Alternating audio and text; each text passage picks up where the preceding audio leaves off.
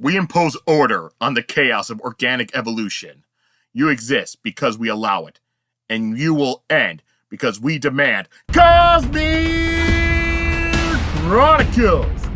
The podcast revolve two first-time readers, Sheta and Justin, who chronicle their journey through Brandon Sanderson's Cosmic series.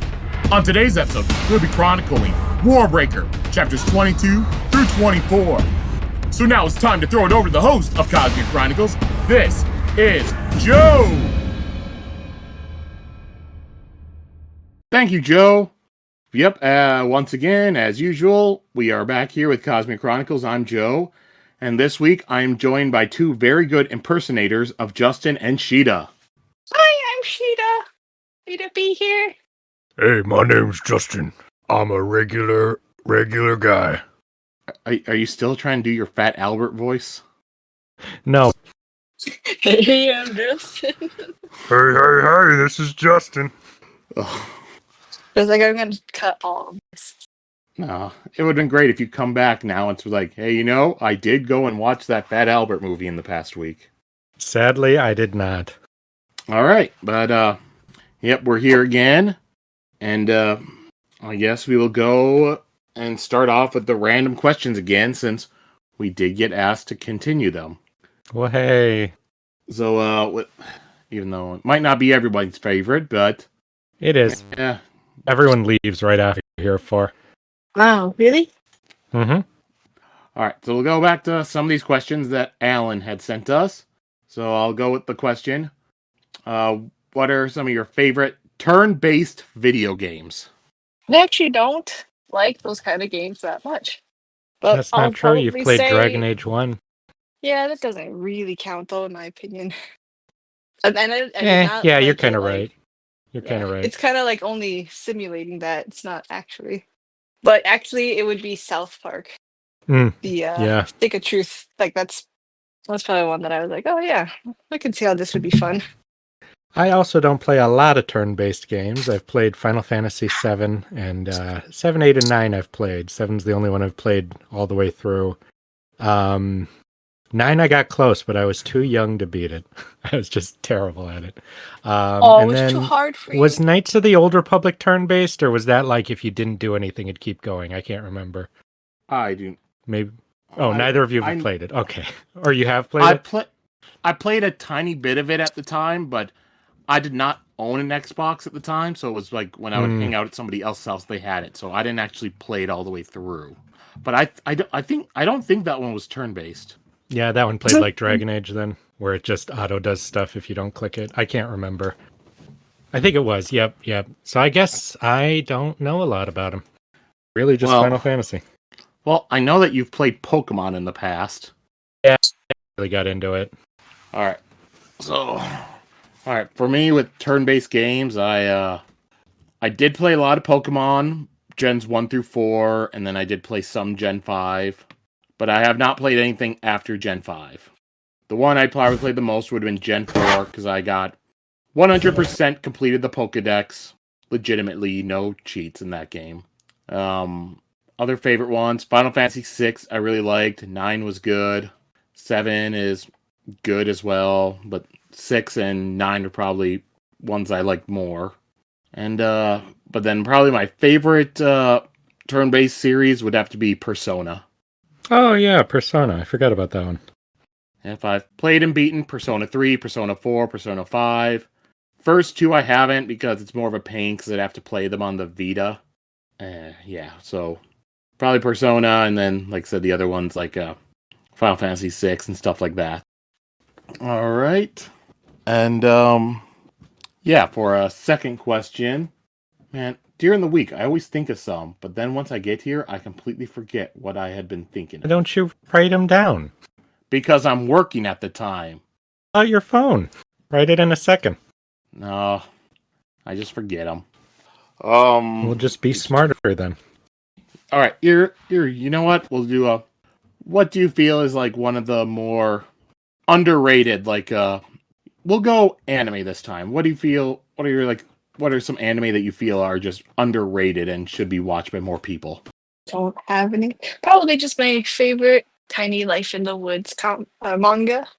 It's kind of got like a small, it's not a real true anime, but it has like a 1 season of episodes. Akume and Mikochi. If you like cozy stories, I highly recommend.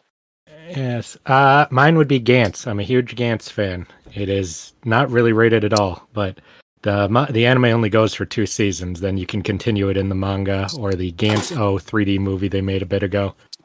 Huge fan. I give it my highest suggestion. If you watch or read it, you will understand me. It's weird, but very interesting. All right, and with me, I will probably have to go with the the Gridman anime stuff that's come out in the last few years, because it's I just feel it just flies under the radar. Most people haven't seen it. SSSS Gridman. There's a second season that's called SSSS Daizenanon, and then there's a movie after both of those called Gridman Universe. It's about mechs fighting kaiju, so it's pretty good. There's some good character moments throughout it. It's by Studio Trigger, so it's a popular studio. It's well known, but people did not seem to. I would say people didn't watch it, but it's popular enough to get 2 seasons of movie and a shit ton of figures out there. So yeah, if anybody wants to watch something, yeah, any of those 3, check them out. However, some of those have very different tones from each other. Be prepared. Yeah. And if you really want to go into Gridman, if you want to watch, in the early 90s, they did have a live action Gridman show that does get some references in the anime. You could go watch that, Gridman Hyper Agent. I remember when I was watching it, it was free on Tubi. Alright, so that's our random stuff for this week. So now let's get back to Brandon Sanderson and Warbreaker. And we'll get back into this by having Sheta go over what happened in last week's chapters. Oh. Last week was 17 through 21? Yes. Yes, okay. So we learned a little bit more about Vivenna's situation. She's deciding whether or not to stay and do something now that her contact is dead. And she finds a little bit about her father, his relationship with, what's the guy's name? Is it Lemix? With Lemix? Yes. Siri situation, she's dealing with how to make it so people think she's sleeping with the God King and actually having sex with him. So she does her 90s rom-com, faking it, which God. seemed to work. So that was hilarious. What's Lights? And then Lightsong, he's getting a little more interested in the politics and learning a little bit about his past. Oh yeah, he actually may have known Laramir, which was interesting detail that we found. We found out a little bit more about the mercenaries that are with Vivenna. We meet Jules, or no, I think we meet Jules and her life. We meet her lifeless Claude. I thought that was cute. Then we actually see Vasher, and he breaks into one of the god's house and to find out more about the mystery too, about what the priests are up to.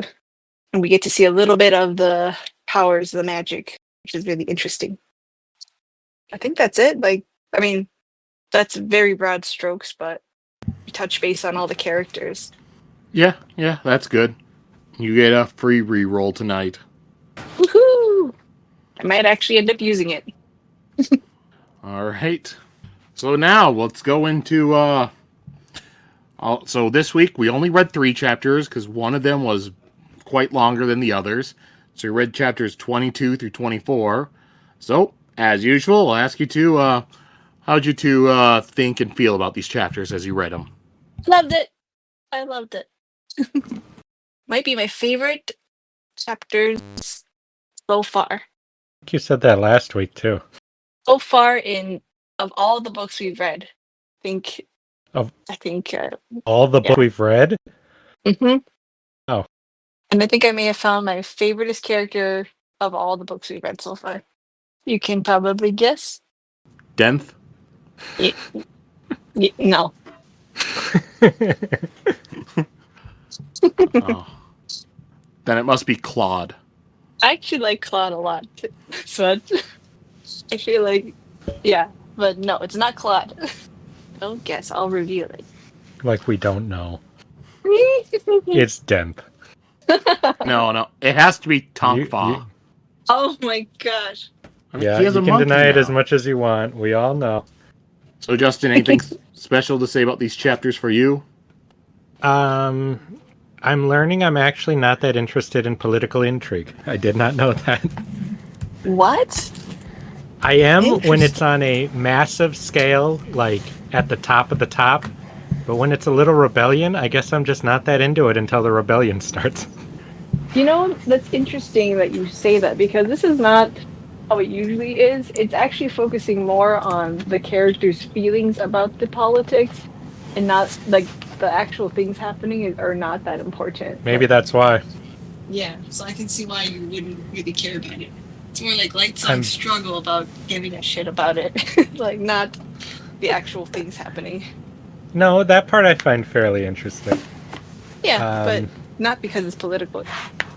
I very much so, though, like watching the really close to the incredibly dangerous priest stuff with,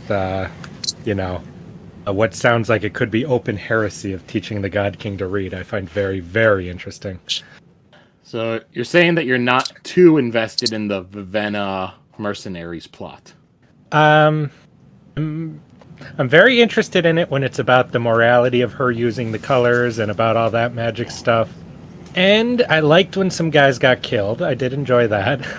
We'll see. I'm sure once things get rolling, I'll be more engaged with that. But sitting around and talking to people about stuff isn't, or like about an upcoming maybe revolution, isn't what my favorite having a revolution would be. It would be the philosophy, and it would be the actual killing. Those are my favorite parts. Vivenna agrees with you. I don't think Vivenna agrees at all. Not that she wants to see more violence, but just that she's like kind of like just going through the motions of this. Mm-hmm. And yes, I would relate to Lightsong a little bit about all these people trying to do all this big stuff that I'm like, ugh. I think it's a funny way to delve in some of this political stuff that a lot of people aren't into, is to have the main character be like, man, this is boring. But actually, this part's kind of interesting.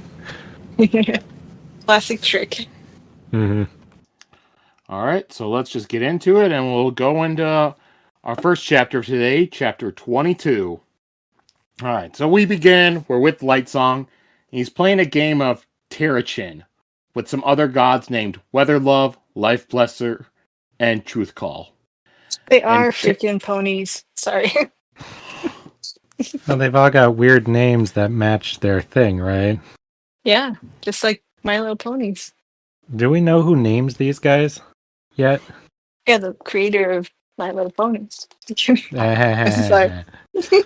I would have to guess it's probably just the priests.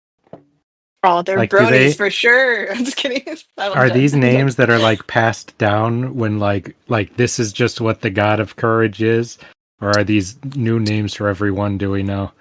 I don't know. I don't think they've said. Yeah. I would just assume that they have to be new names each time, because like the way Lightsong would talk before about how, yeah, Calmseer was the last of the good gods. If it was a passed That down is name, true. there'd be a current Calmseer. Yeah, that's true. But yeah, then so the game they're playing, Terrachin, is supposed to be one of the most difficult games in the world, and using it is supposed to involve strength, wit, and coordination. Because you pick up these balls, throw them onto the field, and you can knock other people's things, and yeah, you get points and stuff. But Lightsong has no idea how the game works, and all he does, he just randomly picks up balls and throws them onto the field, but he still winds up winning. Makes me wonder if he has knowledge from his previous life. Oh, interesting. Or if he's Maybe just he's an idiot savant. a What's that? champion. He's a champion of the game from the past. I don't know about that. This seems like That's a pretty interesting. leisurely game. You know, this Yeah, doesn't well- seem like a highly athletic game to me, at least. If he's doing it, maybe it'd be interesting that he's doing it from instinct, though. Yeah, You know, that's what I'm saying, yeah. No evidence of that, just makes me wonder. my theory is that they're just pretending that he's winning. It was like, oh, you win again. Why are you so good at this? Like, What would they gain from that? I don't know, making him feel good about himself. They're just trying to trick him into entering the championship so he'll look like a fool, but he never is interested enough. Is that it? Yeah, and then the other gods that he's with, they begin to talk about the new queen, and about how the fact that the wrong princess was sent does give their country an opening. It could be said that Idris had betrayed the treaty, and Truth Call suggests that he could pressure Siri to give him favor, and to give the country favorable access to the trade passes. Lightsong feels nauseous at their plotting. Yeah, I wasn't a big fan of these guys either. It's funny because I never liked Lightsong that much. Give me some guys I really don't like, and then I'll start to like Lightsong. That's Now the he's your oldest buddy. trick. Yeah. Mm-hmm. Like, bro, you're right. These guys suck. Why do you also imagine them with bro accents? I totally imagine that. I absolutely do not imagine them with bro accents. You just made him sound like a bro. I would have said that for any Bro character. Lightsong, I totally agree with you. Yeah, wait, no, that was me talking in my thing. Yeah. Yeah. So I don't imagine them with bro accents. I gave myself one. The other gods, they discuss how Siri is Idrian, and that the Idrians barely understand politics. And even if she was well trained by their standards, she would still be easy for them to manipulate. They just need to be sure that certain others don't get to her first. And then they ask Lightsong what he thought of her when he talked to her, but he tells them that he isn't really interested in politics, and Lightsong excuses himself and leaves. I liked how much he disliked these guys.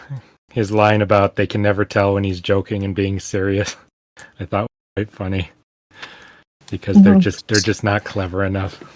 He does seem to like people a little better when they can keep up with his banter a little bit, and when they're easily confused by it, he seems to like just not give a shit about him at all. Yeah. Because nothing he says is that complex, so he's like, man, you must be really fucking stupid. Lightsong thinks about how these three are just so blunt and obvious, and are not real political masters like Blushweaver. There you go. But they think of themselves as them, which is funny to me. Like, oh, the girl will be so easy to manipulate. It's like, yeah, like, you're so hard to. Lightsong worries that if he tries to help, then he might just make things worse. He thinks about how Blushweaver thought that being prepared for war was important, and that she can be aggressive, but he still trusted her more than any other god. He wonders why she had come to him to join her, and he thought that maybe she did that so that way he could help temper her and they would balance each other out. He thinks that he is going to regret this, and he decides to go look for Blushweaver. Honestly, I kind of wonder if she just knows how to manipulate him by acting like... Yeah, by setting him up like this. Yeah, by making him think that he's the clever one who's having the thoughts, you know. I'm very curious to see her. That would be cool. Like, you know, knowing that some people you cannot force to do things, but if you can get them to convince themselves of whatever random thing you're not actually thinking, you know, you can get them to do a lot. I don't trust her. That's all I'm saying. Yeah, I remember the first time I went through this book, the one thing I kept thinking as I was going through is Blushweaver, I just didn't know if she was just, like you were saying, just manipulating Lightsong, or if she legitimately does like him and everything like that. And I'm going to be honest, I think it's both, personally. That's my thought. Yeah. Ooh, that would be cute. What would be cute? It would be cute if she started to just, like, go after him to get his help and manipulate him, but then she sees that he's actually a really good person and, like, really smart to not like the other people she's manipulating, and she actually likes him. That is not what I said, but I do hear what you're saying. You made a whole story of your own there. I often do that, it seems. All right, and then next we jump over to Vivenna. And Vivenna, Denth, and Tong Fa are meeting with a man named Fob in a restaurant. Fob owns lands, and he rents that land to growers. And the only stipulation is that during wartime, the land becomes the property of the returned. And Denth tells him that the harvest will not come in this time because, so he should sell early and then sell his stockpiles. Bob suggests that maybe his competitors had hired Denth to come here, so Denth has Vivenna show off her hair and she changes the color. Fob at first thinks that she is the queen, but Vivenna says that she is the sister. Denth tells him that she is here to organize a resistance. Fob asks why the king had sent the younger sister, and Vivenna replies that the king's plans are his own. Fob says that he knew that Ciri's arrival was more than it appeared, and he agrees to the plan. I'm glad she answered like that. I never know when she's going to prove herself to be, relatively smart, or she's going to be suddenly way too naive. Yeah. I'm always surprised when she comes off more naive, and then when she... Yeah, and when she becomes off smart, right? Yeah, like you underestimate and overestimate her at the same time, right? Yep. It's like she is not stupid, but she is very... I don't know what she's been taught, about these specific matters. Mm-hmm. I have to say though, I don't trust Denth in this for some reason. Like, I feel like she's kind of getting too open, right? Yeah, and he's kind of like taking over this whole process, and it makes me wonder if that's not what he wanted to begin with. I can see that. What characters like that, where you just trust him and you really shouldn't have? Yeah, he's kind of charismatic. Even though you have no evidence. He's just some mercenary. For all we know, he killed that other guy, to take over the operation. That's going to be the end. He's going to be like, when he says, "You remember all that stuff I said about mercenaries and not trusting them? I was trying to warn you the whole time." I could really see that happening. You should have listened. I've been telling you the whole time. Don't trust a mercenary. You really should. Yep, 100%. Like Peter Baelish? Totally. Because your line... I'm thinking of? Yes. Your line That's is right. almost the part exactly where what he said. Ed Stark talks to him and tells him about the stuff, right? Yep. And that's why. Yep. His suspicions, yes. And then that's the character I'm thinking of. Yeah. 100%. Yet early on in the story, it's just like, I don't trust, not trusting me is the smartest thing you've done since coming to the city. And then later, he reverses it. I did tell you not to trust me. Yeah. Yeah. That is what I was thinking of. I'm glad we got that, because that would have bothered me. Yeah. He has too many mysteries, too many secrets around him, too many unknown factors is what I mean. And then also like weirdly smart and clever, and now we learn he's talented as well, or skilled, Because we saw the guy alive when she brought him to him, but he was just barely alive. That's the one thing that would make me trust him. Yeah. There could be something to it. Yeah. Why was he sick? What was he sick with? No. I don't believe that he's going to turn out to be that, but if he was, I would be like, well, that seems obvious. The three of them leave the restaurant and they meet up with Parlin, Jules, and Claude outside. And Parlin is wearing the green hat again that Vivenna hates. So cute. And Vivenna and the group, they have been meeting up with dozens of people in the last few weeks. And they head to their next meeting.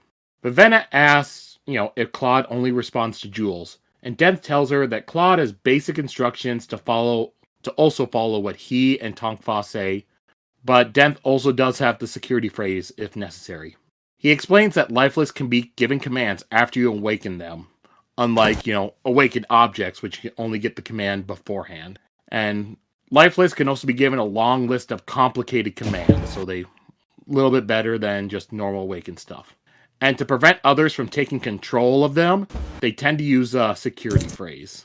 Vivenna asks what Claude's security phrase is, and Denth says that he'll have to ask Jules if Vivenna can have it.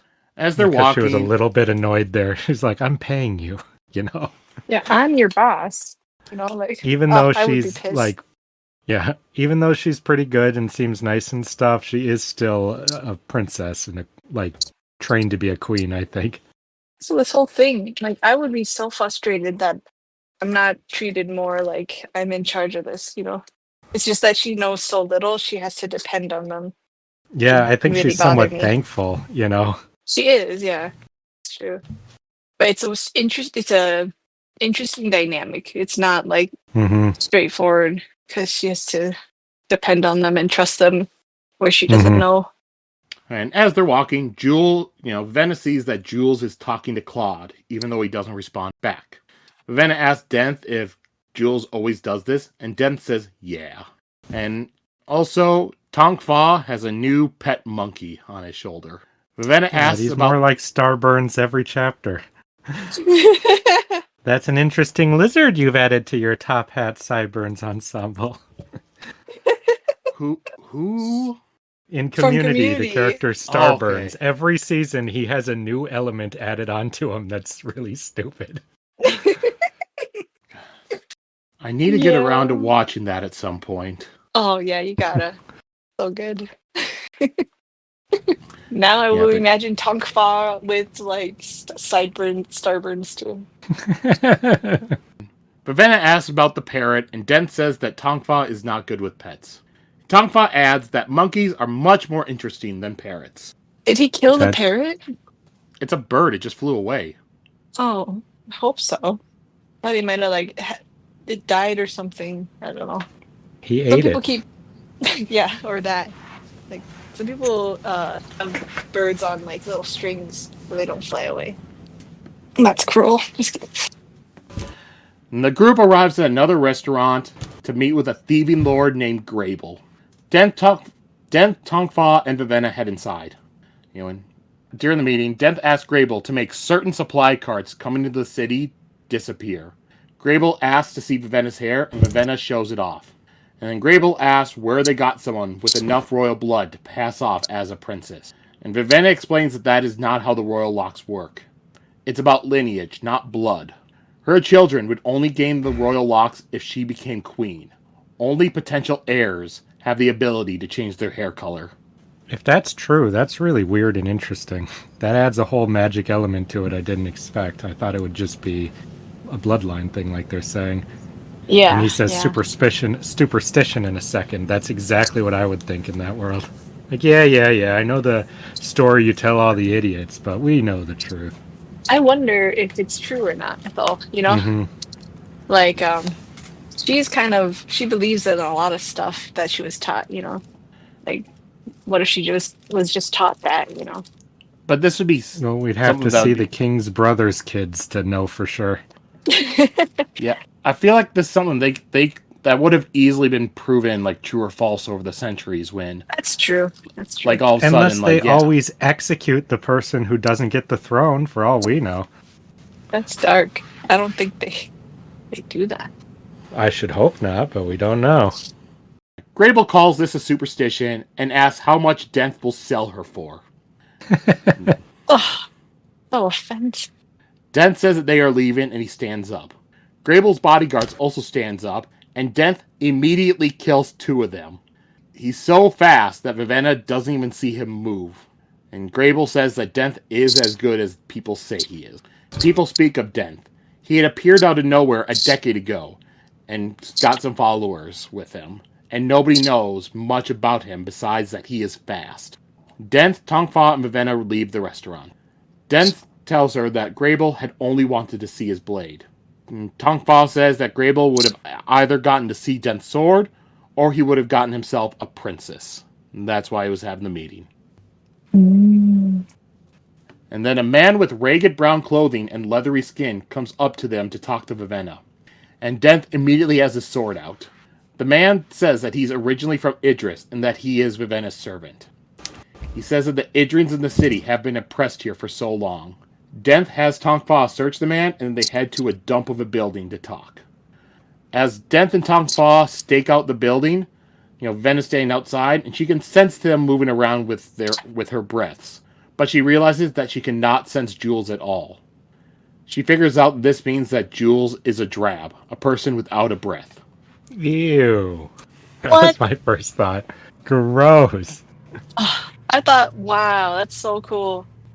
That made me immediately like her more. Why? It's Why you? It's gross. Those people are freaks. It's pretty creepy. I'm with Vivenna on this one. Vivenna looks closer at Jules and the signs are there. Jules has less of a sparkle of life in her eyes and she also seems more grumpy. There's my ew. Less of a sparkle of life. Creepy. I'm not into that. Like I can relate to that. Well, she's still a person. Yeah, I Justin, don't we're still know. people. Debatable. I think it's weird because I thought that drabs were gonna be like in Dragon Age, like they're not people, like they're kind of like empty shells. But it's interesting to Oh, learn that they're just like what yeah, are like in those Dragon called? Age. Yeah, I the don't remember. But I'm surprised she's just has a normal life basically, but is just doesn't have a breath. Makes me wonder what breath is. All right. And then Denth says that the building is safe. He tells Vivenna that she could go back to their house and that he and Tong Fa can question the man, but Vivenna says that she wants to talk to him. Denth says that they'll cancel their next meeting then, and Parla heads off to go do so. Vivenna heads inside with Denth and Tong Fa, and they begin talking to the man whose name is Thame. Vivenna looks over at Tong Fa during this, and he just seems more dangerous right now. someone unrelated, Sheta, but it was the Tranquil. That was the name. Oh, yep, tranquil. And then Thame explains that he recognized Vivenna from seeing her as they walked. He works for one of the bosses in the city. Idrians take whatever jobs they can get, because Idrians are seen as not trustworthy in the city. Wow, racist. Thame's, Thame's boss had known that Vivenna would be at the restaurant, and Thame overheard, them talking about it. And he says that everyone knows she is in the city. Things are bad for Idrians in the city, and she must be there to help. Denth tells the man to forget this entire meeting happened, but Vivenna tells him to stop scaring the man. I'm with Denth here. I don't trust this guy. Really? What's not to trust? Not. He says the two things that are going to get her listening. One, Idrians in the city. Oh, they're having so much trouble. The second thing, everyone already knows you're in the city, so there's really no reason to not meet with a bunch of Idrians. Hmm. Maybe I'm I just also psycho then. think I also kind of think Denth might have set this whole thing up. I've gotten quite paranoid about him in the last 5 minutes. Oh my god. Because he's Yes, like, I could no, totally see that. leave. And they're like, It was when no, he's like, no. "Are you sure you want to meet with all of them?" Oh Remember, Princess, this no. is all your idea. Yes. Oh my gosh. I like how Yep. you're just convinced. Oh, I'm I not even already didn't trust convinced. him. I don't. I don't. And when it's people I don't have a weird feeling about and they're clever, it's like how clever are you? How many levels are you? Like And Vivenna asks why Thame doesn't return back to Idris, and Thame tells her that he just doesn't have the money to do so. She asks if there are many Idrians, and he says yes. He says they can gather a lot of them together. Vivenna tells him that she has come to help them, and Thame tells her to ask around for his boss Rira. Thame leaves, and Denth tells Jules follow him. And Tong Fa's sad because he did not get to be the bad guy, and that Arsteel always got to be the bad guy. Vivenna tells him that he can be the bad guy next time. this made me like him. It's cute. And you're so Vivenna, easy to win over, Shita. You're so mean to these I guys. Now I you're like, oh, really I love am. them. They're great. I just needed another element. That's all. she doesn't like him for the comedic relief stuff, unless the comedic relief makes her laugh. Uh-huh. Yeah. Vivenna asks Denth why he was so mean, and he explains that he wasn't sure if Thame was a plant by Grable. And he says they should wait a little bit before leaving the building, because Grable could still be looking for them. And while they wait, Vivenna worries about how long things are taking. Her father should have received her letter 2 weeks ago. If she hadn't left Lemix's house, then her father might have sent men to find her there. And a part of her wishes that she actually was sent back to Idris. Her preparation before coming here amounted to very little. She was useless. Oh my gosh. I bet her letters didn't even get home.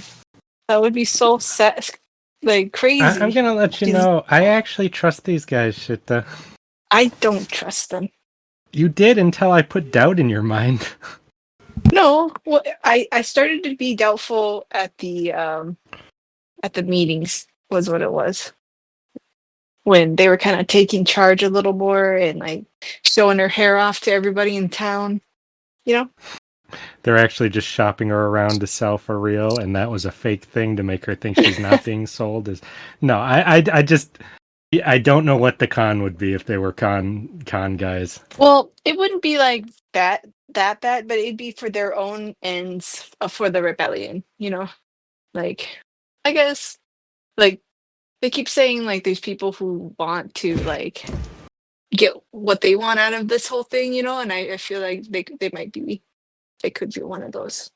These poor They guys, have they to do give you no something. reason to distrust them, and just because they're mercenaries, Sheta, suddenly you start, huh? Until they do something that I think is just to be nice, and now I can't even trust that because I'll be like, oh, they just set that up to make Yeah. me think that they're nice. By that Ah, logic, you should never trust anyone ever. You yep. gotta live like that YOLO Lonely Island song. Yeah. Don't even go outside because you could get sick and die at any second, but don't stay inside because people die in the home all the time. Just be paranoid of everything. What song? YOLO. It's making fun of the YOLO lifestyle. I mean, like, you only live once, so you better be extra careful and make sure to never do anything dangerous. Yeah, yeah. That was good. Oh, and Sheta, you might have forgotten, but the letter she was talking about with her father, she never sent it. She had left it with like a maid or somebody in the castle to give to her father later. Oh, okay. I see. So okay. I thought she sent it like, okay, I'm here in Idris and we got here fine. I'm staying. But yeah, never mind. All Yes, right. I'm sure her father would love to hear. I'm staying with a couple very nice mercenaries. There's this really nice girl I met. She has a soul and she's got a lifeless. His name's Claude. Denth asks Vivenna if she really wants to meet with the Idrian, and she says yes. He doesn't like it because it would be hard to keep quiet. Vivenna says that she wants to do it and feel like she's actually doing something useful. If war is coming, then they need to prepare these people. She wants to save her sister and help the Idrian people, but she feels like she isn't doing much for Idris by staying in the city. And Denth tells her that running back to Idris is the least useful thing she could do. When she would get back there, she wouldn't do anything there, but just wind up sitting around the castle. See, that's the thing. Everything Denth says is correct. Yeah, but also beneficial to him. And he's touting her around town using her name. No. The best kind I'm of not manipulators convinced. do what you already want to do or like what you think If I already. can see what his motivations are or what he would want, then I will. But until then, I am unconvinced. That won't be revealed until the final chapters, Justin. Oh, that would be pretty lazy. Okay. Final arc. Well, you'd have to lead up to it for something. You can't just do an ass pull twist. This doesn't seem like the kind of writer who would do a ass pull now you see me type twist. Hey, don't diss now you see me. I still haven't seen it. Oh, they're pretty No good. one has. I'd give them a watch. Just kidding. Yeah, we just watched both of those. We're getting ready to watch the third one. Coming out soon. Vivenna's, she's sitting there, and then suddenly she looks, and Claude is standing right behind her, and it freaks her out. And just like Jules, she cannot sense Claude with her life sense. She tells Denth to send Claude downstairs, and he does reluctantly. And then she Get tells that thing the fuck out of my sight. I'd feel the same It's way. so mean. So mean. It's so a sad for zombie. him. But he has a little human in him. He wanted to see her. There is like no proof of that. Yeah, he wandered over because his human part was like, what's that? You know who else so wanders cute. over? A literal zombie. Yeah, but he's not gonna eat you unless he's ordered to. But yeah. Unless he's ordered to. I prefer people who will not eat me under any circumstance, personally. Call me bigoted if you want, but... Wow, Justin. And she says to Denth that Jules is a drab.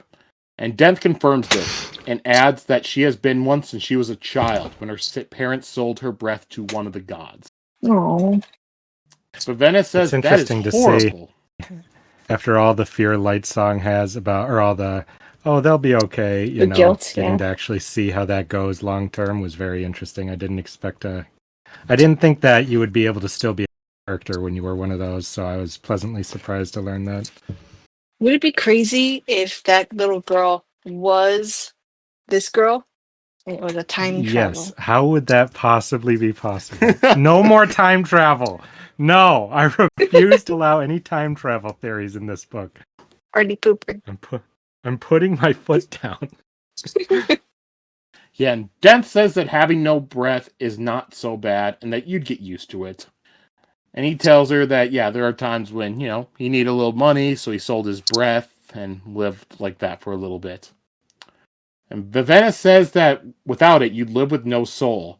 Vivenna says that that's just a superstition. And then Jules returns, and Vivenna once again does not sense her arriving. And Vivenna thinks that she is starting to rely on her life sense too much. Jules says that Fame is who he says he is, and Denth says, all right, let's head back home. And that's the end of this chapter. Quite a bit happened there. It's very interesting to me to learn that you can lose your breath and then get just some other guy's breath back and still, like, are you still yourself? I know. I'm very surprised to learn this. That's very Ew. interesting to me, though. Used breath? No, thank you. I don't want that. If they think of it as a soul, especially, like, Yeah.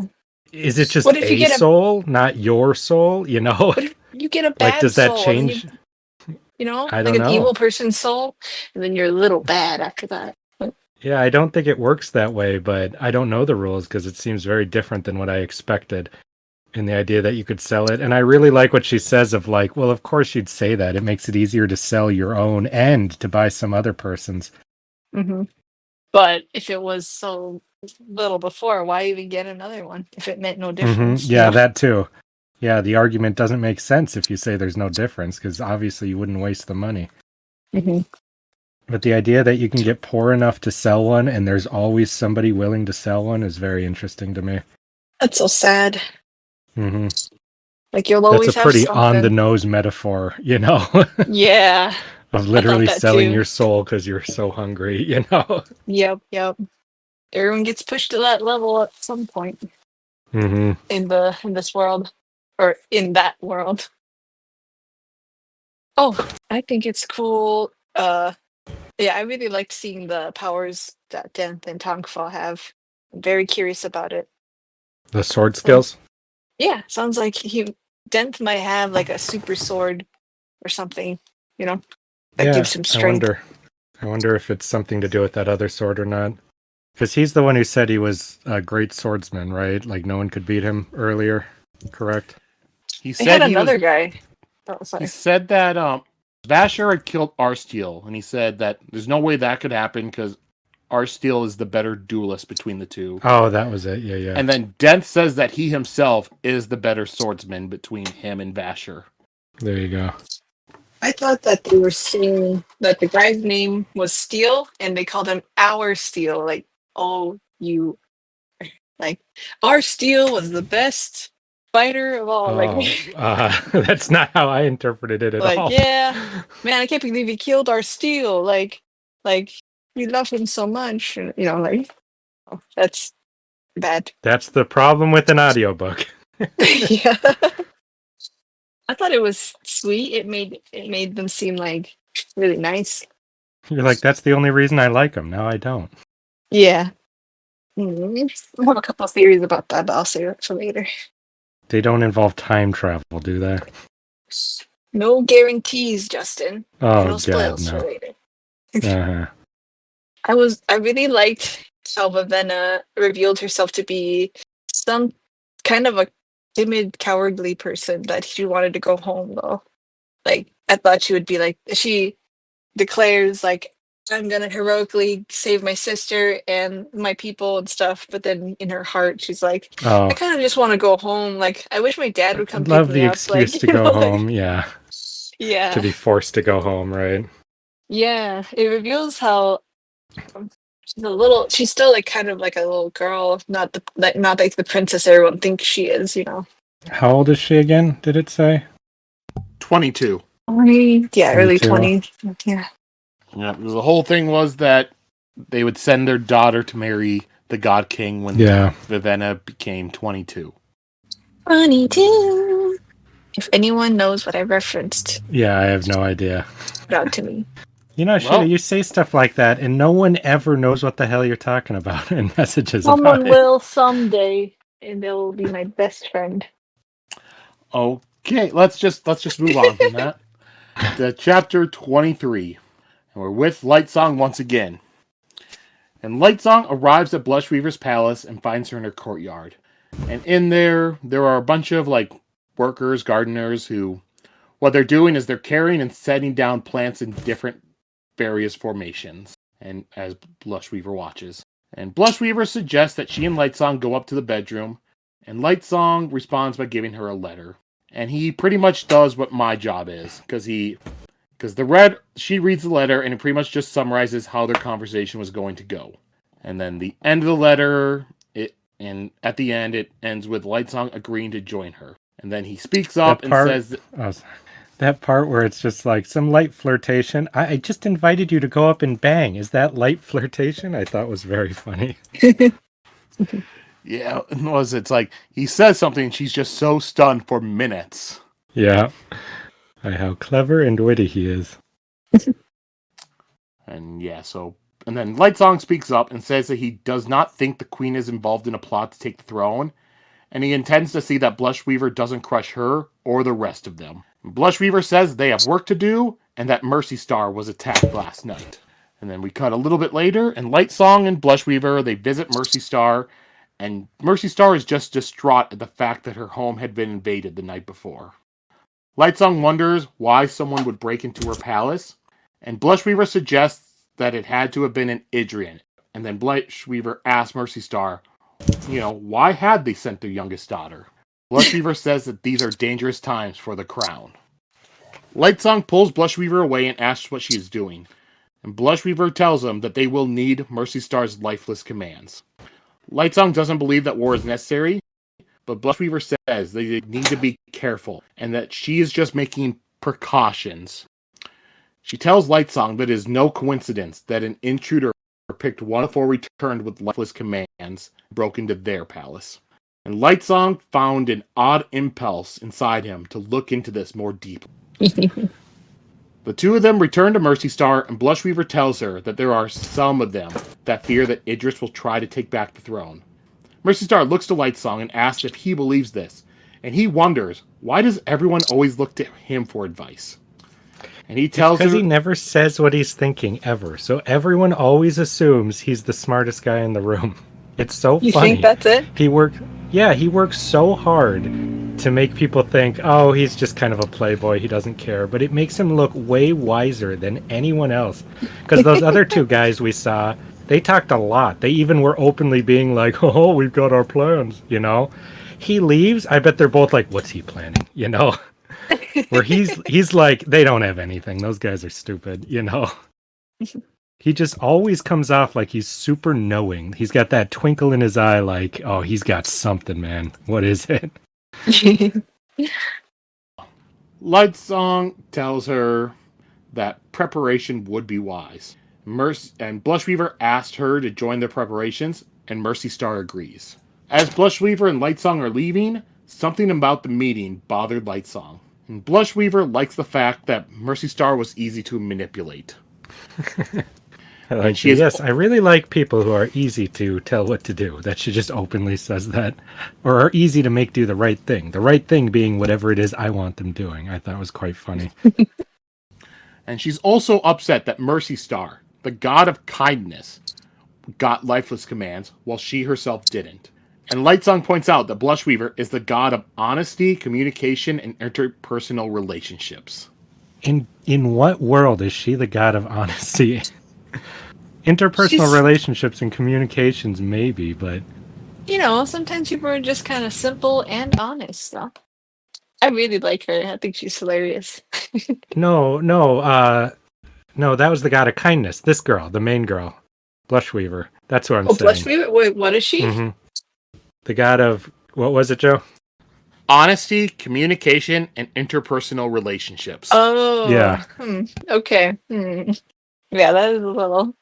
Because I like the god of kindness being kind of just simple and stupid. I think that's pretty funny. Yeah. But for this girl, makes me wonder how they get these titles. Mm-hmm. Randomly in a hat? That's what I think. I doubt that. Well, Lightsong's the god of bravery. Yeah, how is that a light song? He didn't have any light powers. Maybe he's a really good singer. Blushweaver goes on. She discusses, their relationship. And she gets annoyed that Lightsong isn't paying attention to her. And he asked if just one person broke into Mercystar's palace and if anyone was injured. Blushweaver says that there were some servants hurt and one found dead. Lightsong decides to go back to Mercystar about this, but Blushweaver doesn't go with him in annoyance. Lightsong asks Mercystar about the murder, and she says that 2 guards were found unconscious outside, and inside, the intruder had run into 4 servants. He knocked one out, killed one, and 2 others escaped. Lightsong asked how the one that was killed died, but Mercystar doesn't know. So Lightsong asked to go to ask her priest about it, and she agrees. Lightsong heads inside the palace to check it out, and Larmar asks him why is he doing this. Lightsong doesn't know why, but it feels there is something odd here. Larmar notes that this is uncharacteristic of Lightsong. Larmar's got to feel pretty good. He's basically planted the seed in his head to care about things a little bit. Yeah. Lightsong agrees that this isn't characteristic and can't say why he is doing it. And inside, he feels excited, and this almost feels familiar. That is interesting. I'm really curious if the reason he's all intrigued in this is because of some knowledge he has from his previous life, or if it's just a very simple, it's just interesting to him. I have my theories. I think he was a cop in his past life. Or a detective. So detective work is what wakes him up? Yeah, it's like, a murder, you say? Let me go look at the clues, Yeah, it just He has an smells a intrinsic mystery. need to solve a thing. Yeah. His name before this was Ralph Dibney. Oh, wow. And Brandon doesn't describe it, but his nose is wiggling during all this. And Lightsong asks the priest what happened, and the priest explains that one man had been tied up with an awakened rope, while 2 others ran away. A 4th man was knocked out, and then the intruder let loose a lifeless squirrel. And then the intruder stabbed the tied-up man in the heart. Yeah, that was fishy. Yeah. We didn't see that. No, we did not. The intruder then was scared away before he reached his goal, and they saw him fleeing out the way he came in. Also incredibly fishy. That doesn't sound right at all. That sounds stupid. All that work, all that setup, and then the guy who snuck into a dungeon too, like on purpose. Yeah. Yeah, yeah. And as Lightsong walks away, he thinks that the priests are lying to him. He doesn't know why, but the lies excited him. Yeah, I like that. Life is getting interesting for him suddenly. Mm-hmm. More mystery afoot. Mm-hmm. Lightsong tells Larmar that the intruder was not Idrian. Even if the Idrians, did buy some breaths in the city, an Idrian would never use a lifeless. Also, an intruder who has enough breaths to awaken a lifeless for a diversion would not be here to simply steal. Lightsong wonders why Mercystar's priests were lying to him, and why the intruder would do a diversion like that just to run away. And that's the end of the chapter. I agree with him on all those things. Yep. Good questions. Sadly for you two, it did say in there that they had spent all night trying to catch the lifeless squirrel, so they did catch it. Yeah, I was sad. Like I said, I wanted him to show up at the end of the book. Maybe he can be brought back to life. No. Round 2. What do you mean brought back to life? He's called a lifeless. Oh, okay. Brought back to animation. Okay, this is what happened. Lightsong runs across a flattened squirrel and is like, oh, it's my squirrel. And he puts it in his pocket for later. Anything else in this chapter you two want to go over? Nope, just my detective theory. Again, I'm surprised by the way Brandon Sanderson's describing all these hot returned life, like God people. Like I said, he seems like such a good, innocent guy to me. Yeah, what was it? I think, Mercystar It's when they're described as... They were all very hot, of course, but they had different kinds of hotness. This is not the word for word. She was slim but busty, that type of girl. The other girl was more of the curvy, but also busty type of girl. I'm like, what are you doing? I thought for sure that was going to be worded differently. I was very surprised. Her boobs were big. Sorry. to be fair, it was still a more tame description. It's very, very tame, but I'm not used to seeing It's the the word busty idea in of books it. like this. And also, I don't think Brandon Sanderson is. I think Lightsong is. He, when the narrator takes the Sure. roles, the narrator kind of talks in the, the narrator notices what the character notices, And there have been many, many instances of Lightsong noticing that about the people he's talking to. Lightsong is also a boob guy. Are you saying? Mm-hmm. He even put it in his little letter. Says, you say something, but you distract me by shaking your chest a little bit. Oh, yeah, yeah. In his prediction of what happens. Mm-hmm. Yeah. Anything else about this chapter you two want to talk about? Just it's interesting to watch Lightsong waking up. I thought he was going to kind of be this, I thought it was going to be that he was pretty much not caring about anything until one of our main characters met him and made him start caring about things. It's much more interesting, of course, to watch him do that on his own. Yeah, that's true. He's like, "What? You're the woman I've been waiting for." Like, no, he's like, "No, it's a murder." That gets me excited. Like, Yeah. All right, so we'll go on to the final chapter we did today. Chapter 24. the best chapter. I actually agree. I really enjoyed this one as well.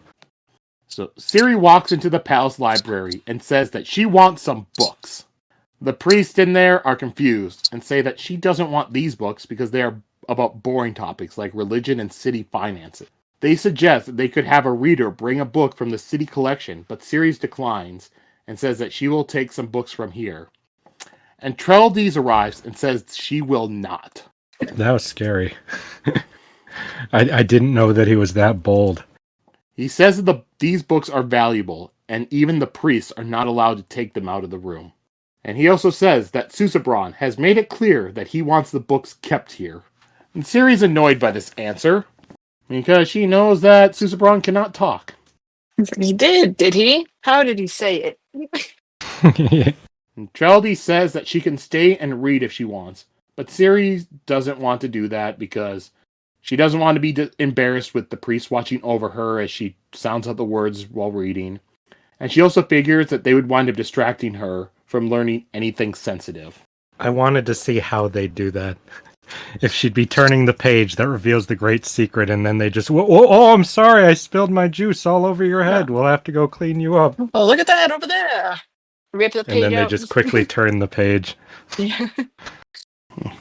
Why are they silly in our imagination? Like, I want to know what she's imagining they'd do to distract her.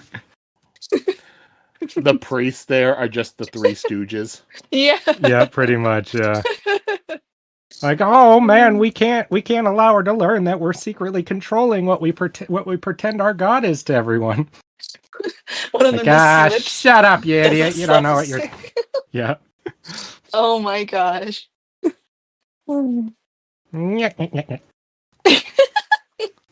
And then later on in the bedroom, Susebron tells Siri that he had told her that the priest wouldn't let her take any books and that she should not anger the priests. And he's telling her this by writing it down on a board with some charcoal. Well, we got an answer there about what his intelligence level is. I was glad we got that answered really quickly. Seems like he is just naive. He's not, what my biggest worry is about him being were. A simpleton. Mm-hmm. A simpleton or like a man-child of some sort. Yeah, man-child. And so each night after she fakes sex, Siri listens, to the wall for the priest to leave. And then once they are gone, she begins teaching Susebron writing. And he has learned it incredibly fast. Siri says made me that glad here to learn that she's not like completely stupid. When she listens and they leave and she's like, either they are leaving or they're trying to trick me. I'm really glad she's aware of that kind of thing. And I really wonder if Vivenna would have been able to think like that or not. Mm. Yeah, probably not. And Siri says that his priests must be intentionally trying to spite her, but he says that they are good men. She points out they cut out his tongue, and Susebron responds that it was necessary because he has too much power. The priests are not his enemies. Again, very interesting to see his perspective on them. You can kind of half imagine what kind of things they've told him across his life, know. It's so sad. This whole narrative they sold him. Mm-hmm. And, the two of them talk for a little bit more, and during it, Siri explains to Susebron what sarcasm is. And he says that she is strange because everyone else bows to him, and she is the only one that will talk to him. She says that she likes talking to him, and that everyone else is afraid of him because of his power. And it's not the power of his breaths, but his power over people. He could order anyone killed, and Susebron responds that he would not kill a good person. I want to say, or get in there, that I thought you'd think that his attempts at sarcasm were too adorable. Yes, they were. And that she didn't even know he was trying to do it at first. That whole sequence is my favorite. It's my favorite thing ever. Yeah. I was very surprised at how he sold this character to make you believe that he was as naive and ignorant as he was, but also as, where you just like him immediately and trust him weirdly. Mm-hmm. And just feel very sorry for him, too. Yeah, he's got the perfect amount of that. Mm-hmm. Say this is the point where I was like, okay, he is my favorite archetype. I love simple, cute thing guys. Like Tarzan types, aliens, Edward Scissorhands, like Frankenstein types. But he's not a Frankenstein, but they're just simple, misunderstood hot guys who really like and adore you and have become attached to you because you're their only connection to the outside world. And then you're awkward, but down to earth attitude is really cool to them. Sheta, what you've just described, you need to go write your Twilight-inspired version of that story. You will make so much money. Because I don't know that anyone's popularly cornered that very incredibly specific market yet. I like how you described it as misunderstood hot guys. Not misunderstood guys. They also have to be hot. They do, actually. You've seen Tarzan's abs. Come on. Yeah. That's part George of the of Jungle, I include that as well. well. What, George of the Jungle? That's not even remotely similar. It is, because he's like, he doesn't know anything, and you have to help him and stuff. What in God's name are you talking about? He's a Tarzan type, like. Yeah, don't you remember? I'd use my reroll there personally. All her friends were like, thought he was really hot. Uh-huh. Brandon Fraser is hot, so I don't understand. Okay, Sheta. Maybe it's because it was the cartoon version that jumped to mind first, or maybe it's because it's not really that kind of movie. Okay. All right. So, so Siri says that in the past she has not been good at following orders. Susebron, responds by saying that he thought that most people did what they were told, but Siri says that's not true. That's my favorite line in the whole book. I think it's so funny to see that perspective from him, that he has no concept of people not doing as they're ordered, including himself, No. That's fascinating to me. Yeah. And Susebron pulls out his book and says that his mother read him the stories when he was a child before she was taken away. So cute. In the stories, if children don't do what they are told, then they are eaten by monsters. He knows that monsters aren't real, but he learned lessons. He learned the lessons to treat people well, not to lie, be obedient, don't go into the jungle by yourself, and do not hurt others. Writers always pimping out the strength of writing. And Yeah, I think it's really funny when he says, yes, then monsters will eat you. And she says something, he's like, but don't worry, the monsters aren't real. But, I know. He doesn't really understand that other people, Yeah, these are kids' have already books. figured that out. Yeah. There was probably a time he was scared they were real, What? Yeah, he's so sheltered. Like 50 years or something. And Siri asked if these lessons about, not hurting others was why he did not take her the first night. And Susebron asked what she means. Oh no. God. Oh, man. He says that he did not know what else to do that first night. They need a child, and in the stories, a man and a woman spend a night together, and then they have a child. We must be doing it wrong, though, he says. Yeah, we've spent many nights together, and there's no child. Oh, man.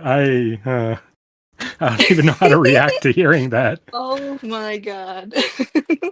Siri asks if his priest explained the process, and Susebron asks what process. Siri thinks that she's not going to have this conversation with him.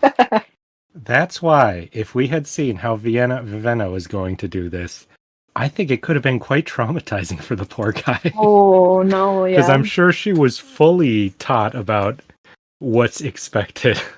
Mm-hmm. And, she asks if he had been with any other women, but he says no. But he did find it interesting to see her naked. Those few times. Interesting.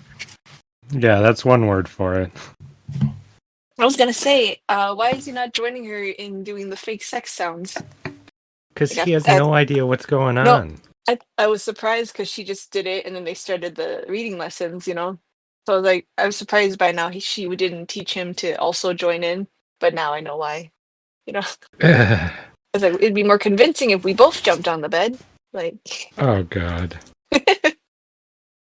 Siri says that Bluefingers thinks a child might be a danger to them. Susebron says that an heir is what everyone wants, and Siri wonders why they want an heir so urgently now, when Susebron had already been ruling for 50 years. And she asks him how the other God Kings died. Susebron says that there have only been 4, but he doesn't know for certain how they had died. His father had died before Susebron was old enough to know him. He had used his biochromatic breath to cure a terrible disease. The Return can save a single person with their breath, but the God King can save many. Siri says that there must have been a record of that. She will find some other way to get the information than, go into the library. She thinks that whatever threat to her life that Bluefingers had mentioned must only come after there is an heir. Bluefingers had also mentioned a threat to the God King, and it sounds like it comes from the priests. But why would they harm their own god? Well, since Susebron didn't understand sex, then there was no risk of an heir coming. But the lack of the child could be just as dangerous. And that's where our chapters end this week. This is kind of a weird fucking book. yeah, A lot weirder than I expected. it's messed up in the best It's way. a step away from being messed up. You just reorganize a couple things, it gets pretty messed up pretty fast. He's taking a light step, and that's appreciated. Yeah. You do not He get flew popular if you around. don't take a light step. A lot of people do not like when things get really weird. That's why no one would read my books, Justin. No, it's Not got in to the be light, Twilight anyway. inspired, where you skip over all the dirty stuff. Yeah, and it's but I just don't want implied. to do that. Because nothing happened for most of those books. Nothing did happen. Yeah, but aren't the popular books now like the ones where it has like the sex? That's like true. Fairy sex, That's true. dragon sex, But there all is no way in hell you can write that Frankenstein book and have it have a bunch of hardcore scenes in it and have that thing not get banned immediately. You've got to keep that stuff implied in that book, I think. Justin, get banned immediately? The book Choke exists. Yeah, but that's the thing about this book. I don't want to describe the reasons why I think this book would be so hated specifically, because it would make a lot of people very uncomfortable to openly say. All right, yeah, I understand. But we all know what I'm saying, and that's why you'd have to skip over and be subtle about that kind of stuff. Are you calling me a freak, Justin? No, I'm saying that there's a huge market for that, and you would have to write it inspired by Twilight more than those fairy porn books.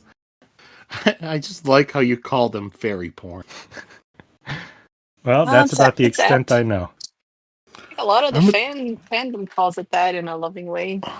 Yeah, I heard one excerpt from it, and I was like, "This is what kids are reading? Jesus Christ, this is not gross." kids. Man, I remember I was listening to another podcast, and they were talking about this book that one of the hosts was reading, and they said it was one with like dragon sex in it. Ugh. I'm sorry, I don't want to kink shame, but Oh yeah, That's it's just not- like the Rick and Morty episode. yeah, that's not to my style. No, thank you. Actual dragons or Contrary- dragon people? I don't know. They said it. They're They're like, wait, was it this book or this book? And then the other person was like, no, this one has dragon sex. That one has fairy sex. Ugh. Man, this is what happens when nerd culture gets a little more popular. Like now we're gonna have a worse name than ever. All right. And I'm saying a lot of money to be made. I want to read that Frankenstein book, Sheta. Real bad now. Well, I'm so curious. All right. Anything about this book that we're reading that you want to talk about? yeah, no, I loved it. Anything Loved else it. from this chapter? Yeah, I was really, really interested in the Susebron parts. I really didn't expect it to be this interesting and this thought out. I thought it was going to be I thought we were, I mean, I've said that I thought he was just going to be like an entity. I didn't think he was going to be a person. So that's already pretty interesting to see. Yeah, I'm glad he And was a then to person. He's see- going to be a character too. Mm-hmm. And then to see the kind of person he is and see what his view on this world they're all living in is really interesting to me. It makes me really curious and worried about the priests and the priesthood, especially when they're outright openly lying to what is supposed to be their queen about what the king's will is. And it's also really fascinating to me that they do not seem to fathom that she could possibly wind up talking to him, Yeah, really underestimating her. Mm-hmm. When we started the bizarre premise of this book, I can definitely say this is not the route I expected things to take in any way whatsoever. All right. Spelled priest wrong.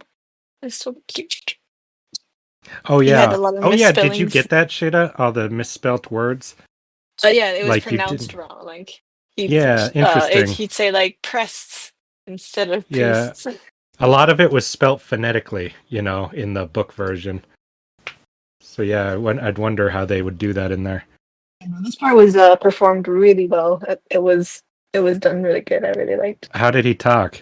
Or how did they read out his words? Adorably. Can you do it? Can you mimic it or no? Yeah, he'd be like, "You are very normal." He finally wrote, it's like, thanks. Was that good sarcasm? Okay, that's funny. Because in reality, you are quite strange.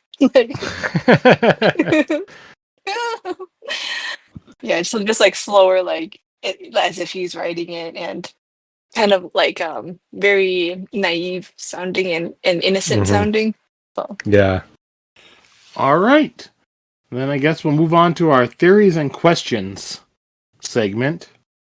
I have a theory that the priests, the thing that his father, that Susebron's father died to heal was just the priests aging. That they're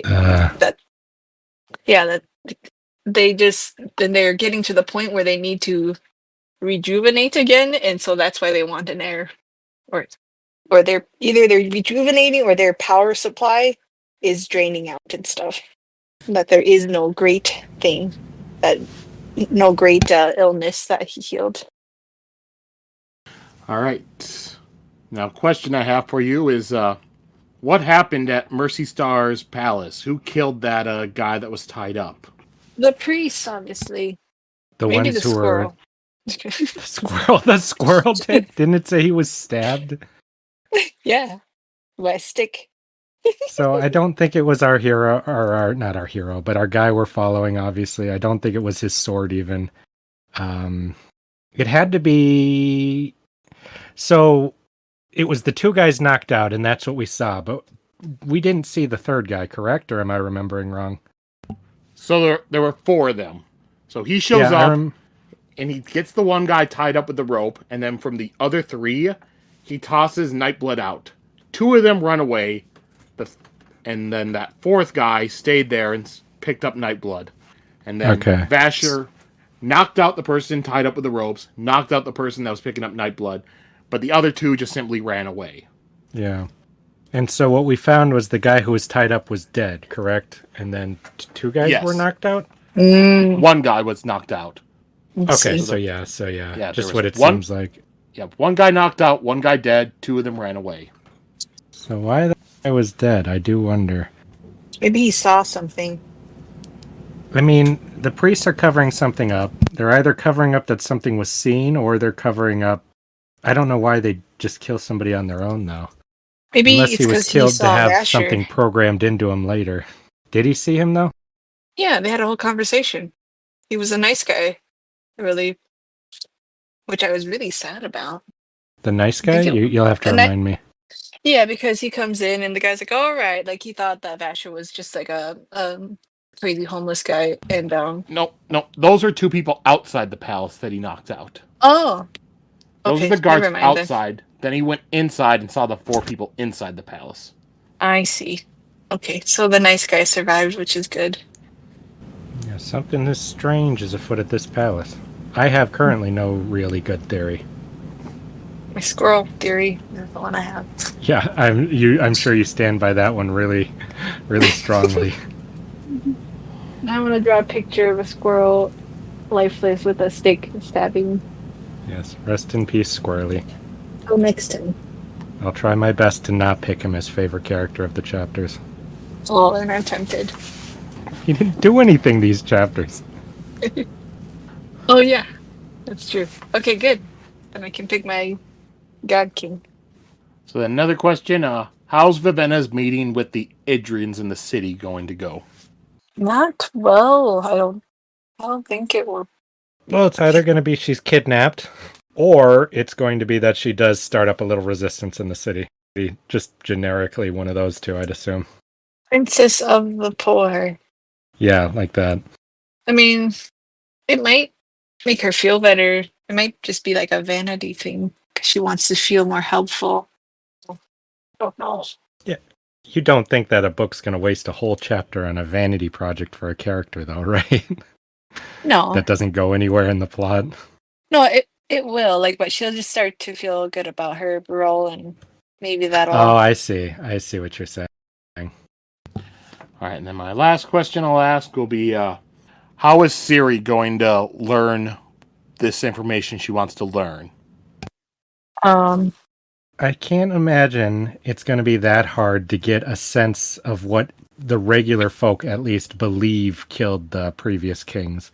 So I feel like she'll be able to get what everyone knows at least by just asking around or finding a really basic history book, because there'd at least be a cover story. But then how she'll find out what's really going on, I don't think she's. I have no, well, no, he said he said learn your history, so there could be something in those. Yeah, I mean, there's kind of like definitely gonna something be like subtle, like Eddard Stark uses to figure out how the kids are bastards. You know. Yeah.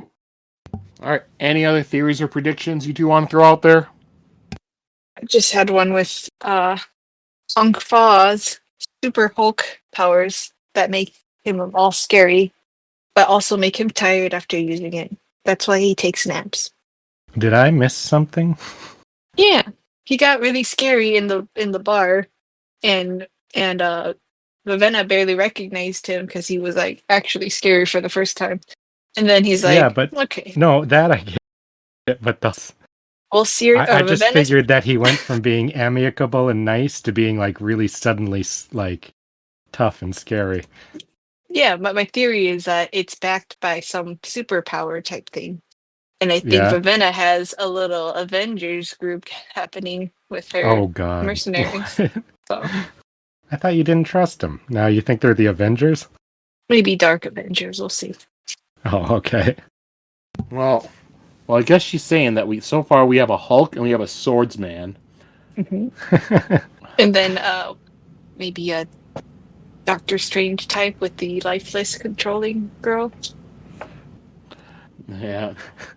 I don't know. That seems like a bit of a stretch to me. I cannot argue with you. Well, the lifeless is like a zombie, so throw some robot parts on it, then it's Deathlock. Yes, yeah, there we go. Deathlock. Another character. One of the most recognizably popular Avenger characters with modern people. I won't say it's a 1-to-1, but like Deathlock was in the Agents of S.H.I.E.L.D. show. He was in Agents of S.H.I.E.L.D., kind of. Okay, all right. Any other theories? More questions than theories. I am so... usually I've got more theories by this point, but I'm starting to get really confused because he's been throwing me off center this whole book so far. Well, how about this? I won't answer them, but go out, just start asking what questions you have. how will Susebron... Oh, God. No, you first. No, I feel like people will be annoyed with my questions. No, that's stupid. You can decide if you want to put them in or not. Will Susebron learn how babies are made? And who's going to teach him?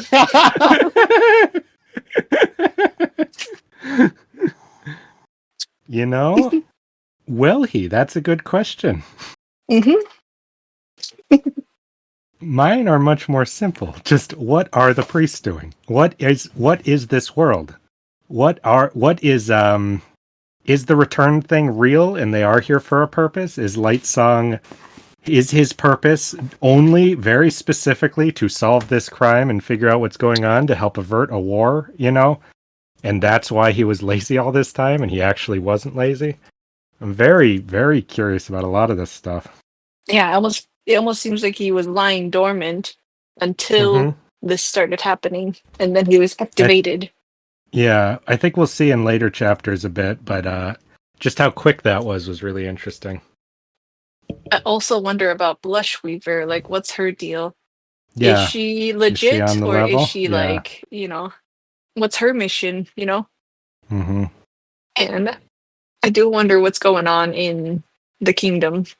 Like, why haven't they really done anything about Vivenna leaving? That's kind of a big deal. Like, they're like, Well, it takes a long time to get anywhere, in this kind of thing. it's been a while. I don't know.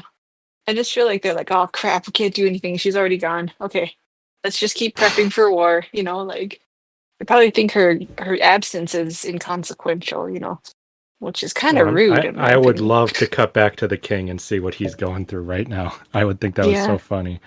If any of them are alive, of course. They could have all been slaughtered for all we know by the darkness that starts out there and works its way here. Okay. All right. So now let's go over to the characters of the week. Well, you already said yours, Sheta. Yes, the God King. Now I'll call him Susie. Did you just call him? Never mind. Or for like my dreams came true that he's going to be an actual character and not just like a pawn or a prop or something. Yeah, for some reason I really didn't think he was going to be a character, so that is interesting. That's all I ever hoped for, and I'm so happy that he's one of my favorite archetypes, and I'm just Not just so favorites, excited to but see. favorite rare ones, right? Yeah, That's the best part. exactly, and that he's actually a really big role. Like he's not just like a weird creature in the sewers. He's like the king, so he's going to get important stuff happening to him if he Weird doesn't thing get in the killed. sewers. Yeah. I also put Creature of the Black Lagoon as one of my types like that. He's not one of those. Or like Shape of the Water types, like Okay, that one I'll give you, yeah. Yeah. 100% that one. Mm-hmm. Weird fucking movie. Yeah. Also one of my favorites. I think it won Best Picture. Won some awards, yeah. Justin, your I'm character? also going with Susebron. Same thing. All the same reasons except for the lusting after the creature from the Black Lagoon parts, but the rest of it's pretty much the same. Lusting. I think it's really interesting to get a sense for his personality. I like that he trusts the priesthood. You see why he's just allowing this stuff to happen around him. Seems like he was groomed from babyhood, basically. And the only other influence he has in his life is his mother and those stories, which seem to have affected him to be a little more than just what they've trained him to be. I love the kid book stories so much. The fairy tales. So he's like got good lessons. And whoever his mother was giving him like, now you have to be a good boy, Susebron. Like, like you have to be kind and, teaching him all these things, like the only influence in his life. Probably why she's gone. Yeah. Yeah, for sure. All right, that's enough. I wonder if she's still alive, though. No way. I don't know why they would keep her alive, but I don't know. I'm curious about who she was. I hope it'd be cool, just like how Susebron is a real character, if she was like also a real character. Because usually the mother's always killed or gone. Yeah, I don't think she's gonna be. She could come back, and if anyone can influence him, it'd be her, Also, remember, he's been the king for 50 years. I don't trust anything like time here. Like, especially in a world with powers, I feel like you can do whatever the writer writes, you can have. And he has not revealed that much about the magic to us. Yeah, we have All right. lifeless. So I feel like maybe she's even a lifeless or something. That I don't think would be a positive thing. No, that would be really bad if they could control her and have her control him. All right. So for my character, a little bit different because I'm gonna go with Denth. I liked him here, not just being the comedic guy saying, "Yep, that's why you don't trust mercenaries." Because here we get a little bit more depth with him. We, More dense? you know, Just kidding. yeah, Oh God. we see a little bit of his sword fighting skill, which is good. He's a bit more serious here. He still has his comedic moments, but we just see some more of him, and I liked him in these chapters. Well, the chapter he was in. I enjoyed him in here as well. But Lightsong was a close second. I almost picked Lightsong too for a couple of his little turns of phrase in here I thought were pretty clever and good. Like what? Unless it's going to be a quote. I doubt it. It was like I don't like the shape of logic or something, and they're like, "What shape is logic?" And he says, "Circular, my favorite kind of logic," something like that. Whatever the line was. And then when he has the part where he's like, again, I forget what it was, but he says something, and then he's just like, he left and let them figure that one out on their own because they were too slow to follow it. All right. Speaking of quotes, let's go over to our quotes of the week. Well, I'm going to pick the entire chapter where Susebron does all his writing and talking with Siri. We are not allowing you cannot pick an entire chapter. I know. We're not going to allow you to read an entire chapter. Yeah, I loved like every single part that he did. So I won't do that. So I did a runner up. I will do that one because I also did like that part. I just want to say it all that. I just love that part. Okay, my other quote then is actually Vivenna when she's kind of upset about how much she's doing or not doing. She didn't know how to go about saving Siri. She didn't know what to do about the breath she held within her. She didn't even know really if she wanted to stay in this insane, overcrowded, overcolored city. In short, she was useless. And that was the one thing, above all else, that her training had never prepared her to deal with. I just really like this character, this girl who has been trained her whole life. She's talented and smart, and like everyone knows it. Like everyone around her knows how skilled she is. And yet she's so out of her depth here. And she's never felt that way before, so she doesn't know how to deal with it. And I think it's really interesting. And I was like, happens actually a lot with talented kids, like talented, smart kids who have to deal with this aspect eventually if they don't have like a good mentor. Like they don't know when they go into the real world, they don't know what to do when they actually suck at something. So they lack that scrappy skill that people who suck at everything have to learn, you know? So I think that Siri is actually dealing with that. She does have that because she's not like her sister. So yeah. I always think stories about the burden of being good at everything is always really interesting. Like the lessons you don't learn when you're really talented at all your work and all your, like she can control her emotions and do that stuff so well, and everyone treats her like she's a prodigy and a genius, Mm-hmm. And yeah, she gets out into this element of the world, and the line you said about trained for everything except being useless, I found quite interesting too. Yeah. I was like, oh, and she's so alone. Like, I thought her friend would be a little more like present, but he's not. He's kind of just being absorbed into this culture, wearing the hat and everything. Like, he's not helpful. So I think I like that. He seems like one of those guys who are gonna just wait around for what you tell them to do. Exactly. Yep. That's why he'll never ask her out. So that's off the table for me. You not shipping those two? I was before, but not anymore because he's not the type to do that, and he's not really hot enough to have Vivenna like him. So how do you know? We have no idea what kind of guy Vivenna likes. She does not think of him that way. You know, Well, no, there's no evidence that she does. like Well, she was raised her entire life thinking she was gonna have to marry the God King. I guess she did invite him, so maybe she could have some feelings for him. But didn't she invite him specifically because she knows he's in love with her and will do what she says? Yeah, it might be one of those kind of relationships. You know, Might be. I think they explicitly said it was. I mean, like on both sides. You know, so I don't think there's any romance there. No, I Plus, there's certainly so don't think many so. available guys for Vivenna. I'm not gonna have her tied down. I don't think the book is about that. That's my personal thought on How Vivenna's can he dating do life. this to me? He cannot have all these attractive people and have no relationships. Like when there's been relationships in his past 2 book series that Oh, I've read. I think Like, there will be relationships. Siri and the God King, I think, are basically in a relationship. I think Lightsong and one of those other monster girls that are come back will be in one. Monster girls? I know the book keeps describing them as being super hot and beautiful, but just when everyone's described as like so tall and weird, I can't help but think of them as just proportioned too creepy in my head. I just try think to of them- listen to what he's saying. I just can't. I can't see it. I just think of it like the like Greek gods or the Egyptian Yeah. gods. Greek Yeah, gods. but they're large. They're big. That's the thing. They're like Boa Hancock in real life or something Exactly. like that. That's kind of what I see. imagine too. And that's fine in anime, but in real life, that's a bit much for me.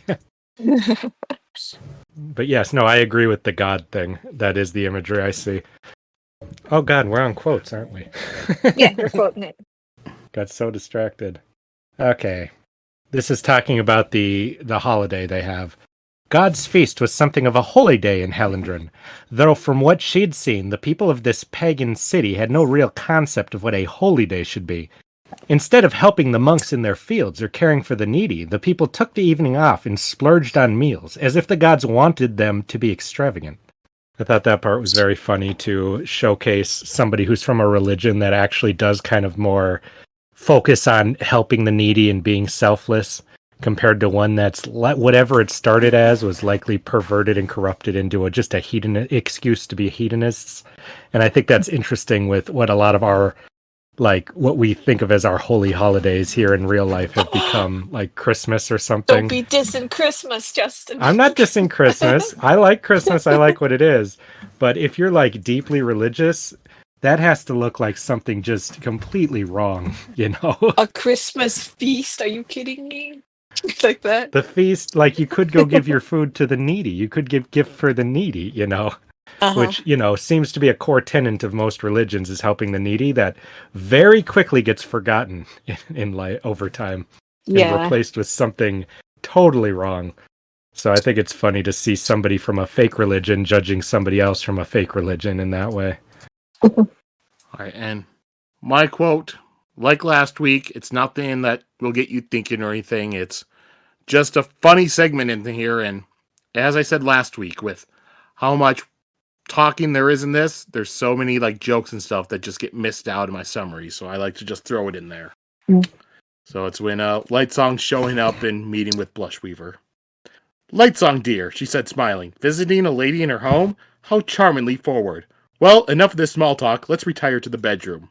He smiled, holding up a sheet of paper as he approached her. She paused, then accepted it. The front was covered with colored dots, the artisan script. What is this? She asked. I figured I knew our conversation would begin, he said, and so I saved us the trouble of having to go through it. I had it written out beforehand. Blushweaver raised an eyebrow, then read. To start, Blushweaver says something that is mildly suggestive. She glanced at him. Mildly? I invited you to the bedroom. I call that blatant. I underestimated you, Lightsong said. Please continue. Then Lightsong says something to deflect her, Blushweaver read. It is so incredibly charming and clever that she is left stunned by his brilliance and cannot speak for several minutes. Oh, honestly, Lightsong, do I have to read this? It's a masterpiece, he said. Best work I've ever done. Please, the next part is important. She sighed. Blushweaver says something about politics, which is dreadfully boring, but she offsets it by wiggling her chest. After that, Lightsong apologizes for being so distant lately. He explains that he had some things to work out. She paused, eyeing him. Does this mean you're finally ready to be part of my plans? He nodded. Like I said, I found this whole segment funny. Just the fact where he just writes down the conversation. It's just like, this is what we're gonna do. Let's just skip to the end. Mm-hmm. I wish I could do that with people sometimes. I think Next podcast, we'll just predict what we're gonna say. We'll have Joe predict it all, and then we won't even have to do it. You can just do it at our next D&D group. Show up here. Yeah, I know what you're gonna say. Here's what you're gonna say. All right. Oh, trust me, with a D&D group, I could not do that. Anytime I try to guess, you guys do this. I couldn't even guess kind of shit. Yeah, the stuff where it's just like, all right, I have this whole session planned out. Let's do this. And, oh, there's a building here. Let's investigate this. No, don't. Next thing you know, Oh. we spend 3 months running an inn.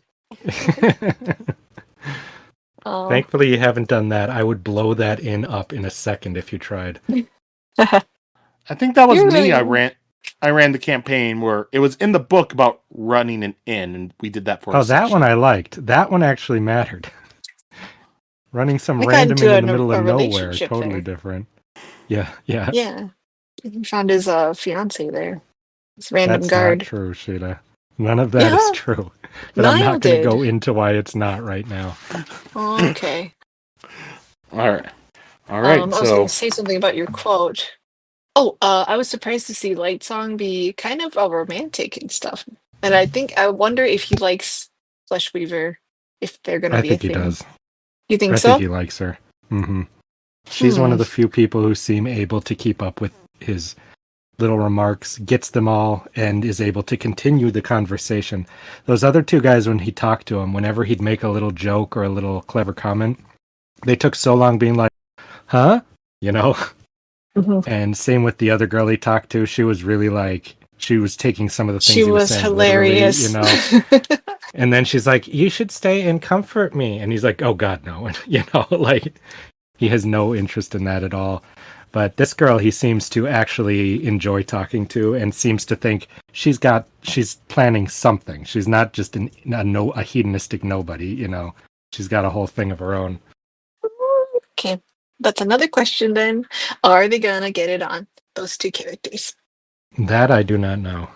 Well, if he doesn't start suddenly remembering his like old wife or whatever, then they would Unless get together. she's his old wife. They died at the same time. Oh, so romantic.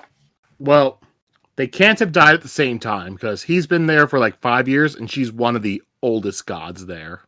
Oh, okay. Well, there Unless you they go. keep getting reincarnated, like the Hawks. No. You know? But, Sheta, okay, you never can't mind. just make up random stuff and put it forward like a theory.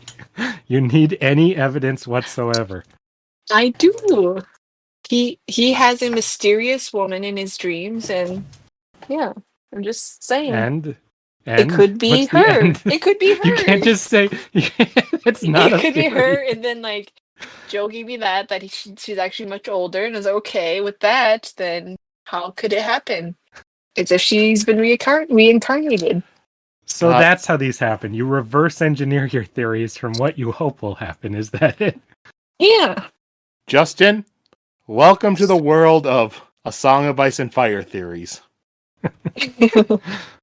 We have only the clues that we were given. It's been the clues that I put in there. Yeah, with The Song of Ice and Fire, it's been so many years since the last book that almost everything's been predicted. So now people are making predictions. They're like, no, this prediction, that's clearly a red herring. That's what George wants us to think. This is my prediction. And then you have people being like, no, that one makes too much sense. It can't be that or that one. This is what's really happening. And then, so they're coming up with these predictions just because nobody else came up with them. And they're trying to find evidence to fit these predictions. And they're bad. It's theory crafting at this point of Song of Ice and Fire. It's just gotten so bad. Yeah, everyone's going like, what is it? Like all crazy, crazy. Just sitting here, you know, like stir crazy. Yeah. Because we've been sitting with the same things for years. That's how I feel every week because we are not reading fast enough.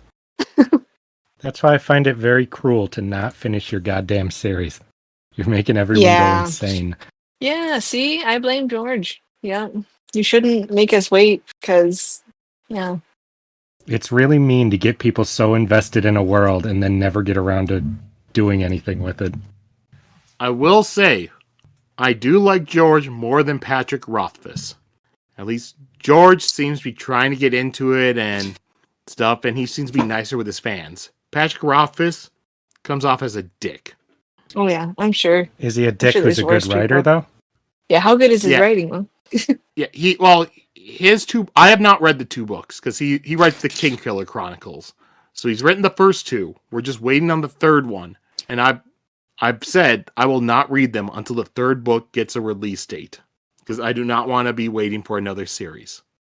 Okay, I somewhat lied. I did read the first 100 pages of the first one because somebody at work let me borrow it, but then they left work, so I had to give it back. And then that's when I decided, you know what? I'll wait to read these until there's a release date. Wait until your coworker comes back. No. I could go more into stuff about why he's a dick, but I'll just leave it. Well, I have made no comment on this. These are all Joe's opinions and do not represent the opinions of this commentary nor the studio behind it. Yeah. Well, you even know who that is. So. Hey, when his editor or publisher comes out and start bitching about him, then that's a bad sign. Oh God. Yeesh. I don't remember. Funny. I don't remember if it was editor or publisher or both. If it's the same person, but that did happen. Now let's go over to some comments we've gotten from people. First, from our Well of Ascension 1-star reviews Oh episode. no. Oh God. We got a comment from Nin Brannon. Maybe at the end or in the middle, you could give them a single 1 or 3 star with reasonable criticism. It might serve as a treat, or it might increase the agony by contrast. Oh God, you monster. That's like a water Every torture. now and then, those will have a point that I don't agree with, but I can get behind. And then they seem to just ruin it immediately by saying the dumbest thing I've ever heard. Over and over And they again. never explain themselves well enough. And I'm just annoyed. It's like, why do you give it 1 star? What do you mean by this? And they don't explain. They just say it because you guys should just say, stop doing these. We don't like them, so that Joe will make us stop. No, they're great. They're funny. No. No one wants us to do them anymore. You Please, wish. someone comment that and save me. If we get 500,000 comments saying you don't like them, then we'll end them. Okay, is that fair, Sheta? No. Can we just do like something more realistic? Like 5 people. Yeah, I'll go on. 500,000. Okay, Sheta's agreed. That's a fair number. No. All right, let's go to the next comment from the Warbreaker preview episode from Adelg8. I know it may be a lot to ask, but hearing you guys talk about the covers made me really want to see the covers, so I was on the side looking up the covers along. Maybe for the next book, you can make a slideshow with them so we could all see them as you discuss them. Possible That would be benefit, fun. I believe we really do judge books by the covers, and by seeing the different ones, it may be just enough to convince 1 or 2 listeners to actually go and get the book. Yeah. Or convince them to never read it. That could be it too. Yeah, with those based book on covers. some of those covers. Some of them, hell yeah, but some of them, my God. I will admit, I have, in the past, I did think about, doing that. It is a little bit more work, and it's a little bit easier now because I did finally upload my video editing program onto my new computer. But the one issue is right now, I have like the RSS feeds like set up on all the different podcast places. So all I do is just upload it onto the one and then automatically goes onto YouTube and all that. So I would have to then go and put on like the second video onto YouTube. Yeah. Would it be difficult? So that's a good idea, but I'd have to do work. That's what we all heard. That's what I'm hearing. That would be a good. It would increase. I might do it. I'll leave it open. I'll try because that would make it easier for people to watch it on YouTube to follow along with the covers. Mm-hmm. But I do also, that's also why I have posted them onto the different social media things. Yeah, but that's work for our listeners. Yes, it is. But yeah, I'll think about it. I might try to do it. All right. And next from the Warbreaker Chapters Prologue through 4 episode. This comment is from Sister to the Rain 9. That's Sheta cool would name. probably... Is that a reference? I have no idea. Sheta would probably thrive as an awakener artist in the Court of Gods. Aside from the artistry and costume design, she could also entertain them with mind-bending shipping from whatever literature is popular. Oh Well, my yeah, god, you found her fantasy world calling. She could also design unique sigils, aka cutie marks, for each of them. Yes. Not a My Little Pony fan, but I don't see why this was such an astonishing idea. Probably unique, but less disturbing than alternate universe Sazed with hair. Oh god, no. I forgot about so many of these things I forget about, and my life is better, and then you people remind me. I have to think of that again. I love it. That is now my dream job. Dream job is to make sigils and talk about shipping. Yeah, no. That's perfect. That's all I need. Even Lightsong would be interested in that one, should have. Yeah. Oh, at the end of the book, I want to see if I can make some. All right, and yeah, their comment continues. They have a couple different things in it. I don't think Dedalin is a good king, and not just because of his last-minute waffling. But when you consider that he's the one who oversaw Vivenna's training, and you see how well that works out for her, he starts to look like a royally incompetent ass. That is an excellent point. I had not considered that, but yeah, he's the one who had her prepared, and she doesn't fucking know anything at all. Mm. I'm starting to wonder, does she even know more about the childbearing process than Siri does, you know? Or does she know less because she was at least in the kitchen, you know? Yeah, she got the street knowledge, of having a real life. But Vivenna was just sheltered, and everything she knows is has been, what's that word when you Curated. always, yeah, has been curated for a specific purpose. I appreciate the sympathy for Vivenna. You can't spend someone's whole life telling them that they have one specific task that they must do perfectly to save everyone, and then go, just kidding, anyone can do this. What then? Yeah. What then was the point of all the training and sacrifice that was literally drummed into your head from childhood? It's not even about wanting to do the thing. It's about all the time preparing yourself to do it being suddenly rendered pointless. Yeah. Yep, that's why I hated like the changing plans, and this is like The times ultimate changing 100. plans. Yeah, your life changed. Like, I would be pissed beyond pissed if I was her. I think the contrast between ostracism and the worship of the returned is one of the most interesting parts of the book. They remind me of Puritans, who went so far in rejecting the perceived excesses of Catholicism that they ended up with something thoroughly immiserating. Like, I get the desire for reform, but when you get to the point where anything that might possibly be fun is suspect, you've gone a bit too far. I'm pretty sure ostracism is mostly whatever they did in Hallandrin, we do the opposite. Yeah, that's funny. Which is great when it comes to not feeding the souls of poor people to a pack of pampered spiritual vampires and making sure your leaders stay humble and do actual service. But not so great when even picking flowers is a minor sin. You know, that's starting to sound quite a bit like heresy. I feel like I may have to report you. And their last one, couldn't agree more about Kelsier outliving his revolution being a bad thing. Hard to see how that goes well for anyone. Oh, yeah. No, that just doesn't work out.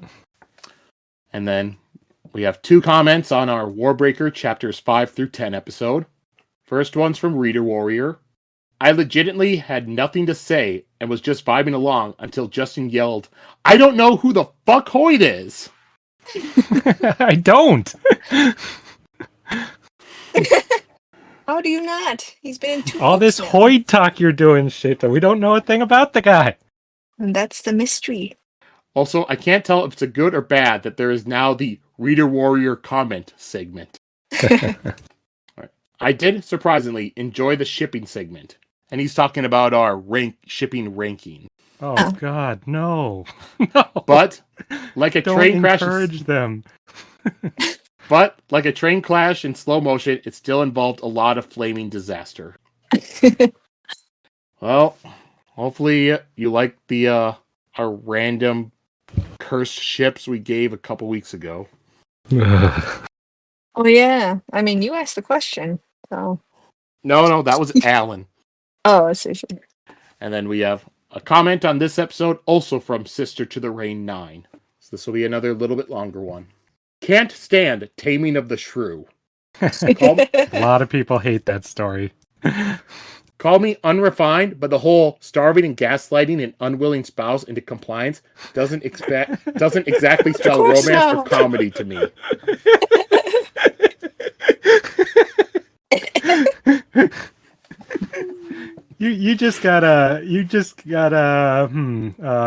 Sheta, this is all you. I've never brought that story up. It's just a classic. I'm not condoning any of the ways that they do it.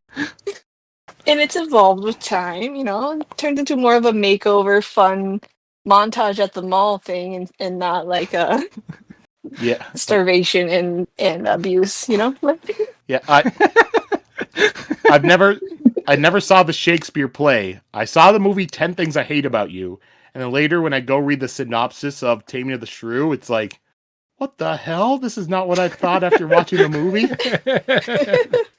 I like 10 Things I Hate About You. That's a good movie.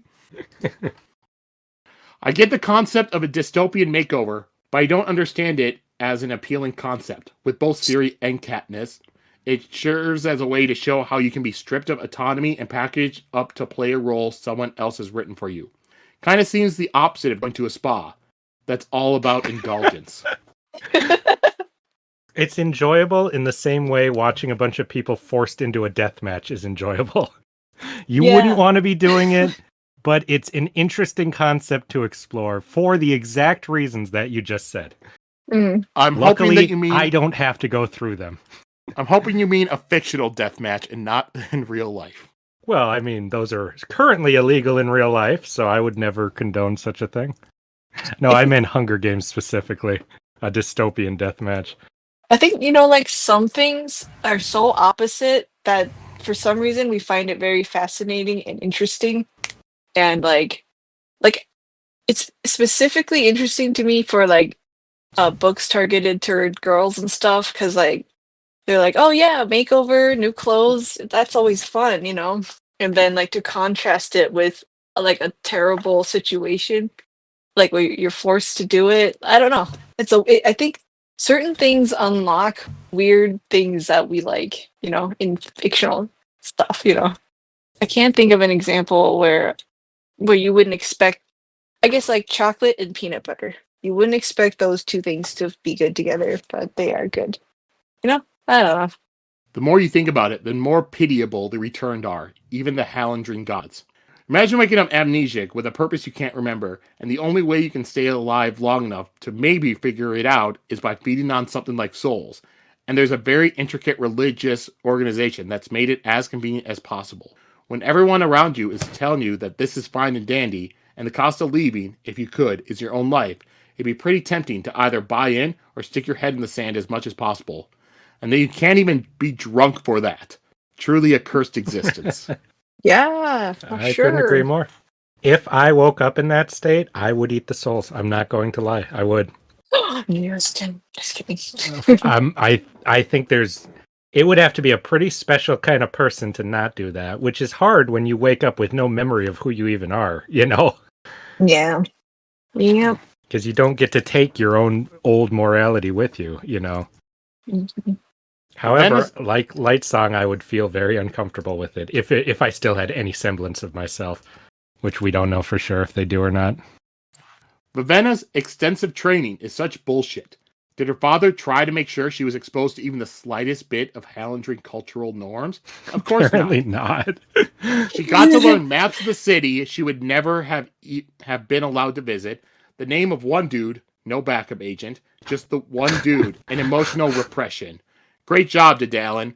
Sure set her up for success. I'm sure all that religious indoctrination will fill in the gaping holes in her knowledge just fine. And you are not a fan of Austrias or Ostracism. What is it? Yeah. Ostracism. I think Sister to the Rain is not a fan of Dedalin. that too, but also referenced the repression of that. Compared it to the Puritans. the Puritans. Yeah. Yeah. Yeah, like picking flowers, a sin. That's part of why it's one of my favorite religions in here. I really like when they have really strange, specific rules to them. It is interesting they can't take someone's breath against their will, but you can be given them without consent. Sheeta's not wrong. It is kind of a violation. Well, yeah. Especially if your religious faith is completely against that. You're like, what are you supposed to do? Oh, I know. I thought that was terrible for Vivenna. Mm-hmm. Like, she's like, I don't like this. I don't want this, And then he's just like, Too bad. "Oh, The end. Yeah. yeah."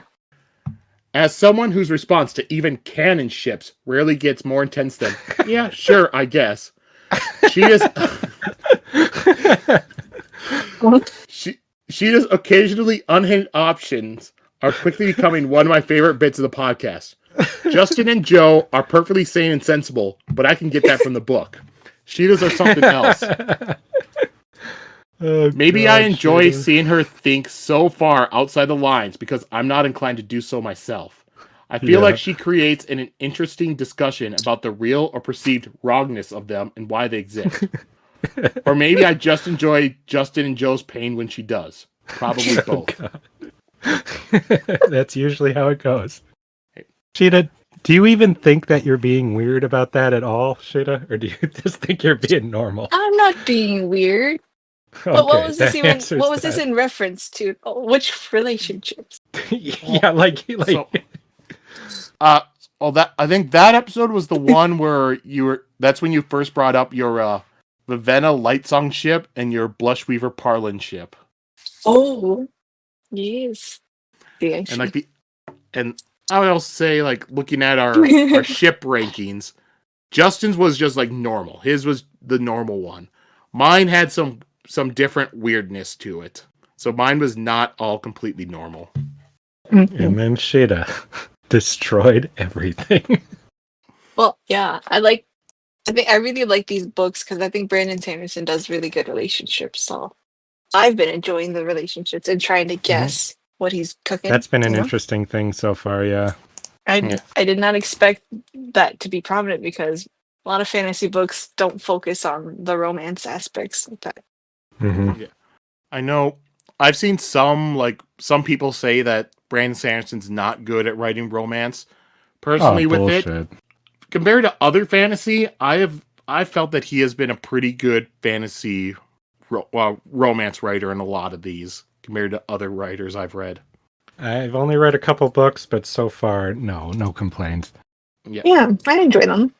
And like Elantris, Raoden and Sereni is probably one of my overall favorite fantasy romances out of all the fantasy I've read. I like that one. I liked how simple and straightforward it was. I don't need every romance to be frickin' episode 2 Attack of the Clones, like that level of melodrama.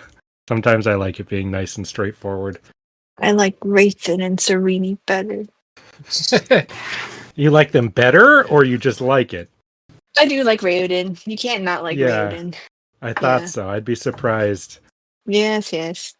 But I did like that that was an element too. Yeah, same. I like that as well. Even though Joe did not, I did. All right. So those are the comments that we had there. And so looking forward to next week.